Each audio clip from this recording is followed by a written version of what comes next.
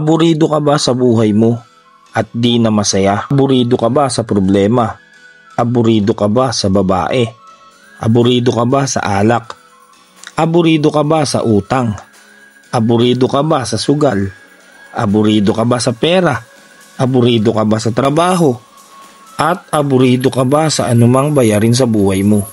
Lahat ng yan ay mawawala at mamumuhay ka ng payapa basta't itong sasabihin ko ay sundin mo at pwedeng malay mo ay makatulong sa'yo at sa pagkatao mo ng gusto. Unang-una, kung babaero ka, tigilan mo na yan. Alam naman natin lahat na hindi maganda yan. Masarap sa una, pero pag tumagal, masakit sa ulo yan. Ang maganda at dapat mong gawin ay humanap ka ng tama at angkop sa'yo.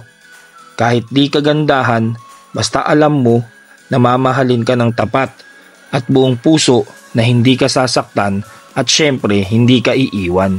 Pangalawa, kung lasinggero ka, lubayan mo na yan. Di mo kayang talunin ng alak.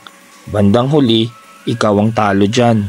Habang tumatagal, pahina ka ng pahina hanggang mauwi ka na may maraming karamdaman sa iyong katawan. Pangatlo, ikaw ba'y mahilig mangutang? Yan ang iyong tantanan. Di mo naman kailangan talagang manghiram ng manghiram sa buhay mo. Okay lang siguro kung minsan, pero kung palagi o sanay ka na at halos buwan-buwan yan ang ginagawa mo, napapasarap ka na. Di mo namamalayan, ang dami na. At kung kani-kanino ka na may utang, abay masakit sa ulo yan. Sa dami at laki ng interest ay nalubog ka na, pati ang pagkatao mo. Pang-apat, sa sugal. Una, ayos lang yan. Konti lang naman eh.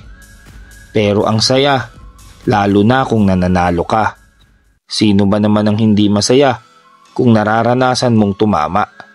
Pero hindi lang lahat ng oras ay panalo ka. Isang beses kang manalo, 10 beses kang matatalo. Ganyan ang mundo sa sugal. Isang beses kang ngingiti at 10 beses ka ding iiyak.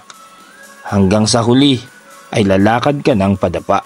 Panglima, pagdating sa trabaho, hindi importante ang malaki o maliit na pasahod. Hindi importante kung ano ang posisyon o kalagayan.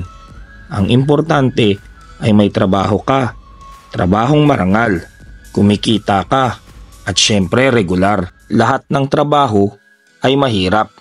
Walang trabahong magaan. Huwag kang mapili sa trabaho. Gawin mo lang ang tama at lagi mong pag-usayan. Hindi palagi nasa baba. Kung magpupursige ka sa buhay mo, parang gulong lang yan.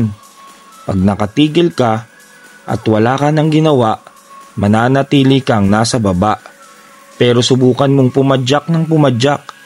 Dahan-dahan kang mapupunta nang hindi mo alam nasa itaas ka na. Marahil naranasan mo din yang mga yan. Kagaya ko at kagaya mo, makakatulong lahat yan pag isinapuso mo. Maraming salamat mga tropa sa walang sawang pagtutok at pagsubaybay sa ating mga munting videos. Kami po ang Boss J Entertainment at laging nagsasabing good vibes everyone. Mabuhay!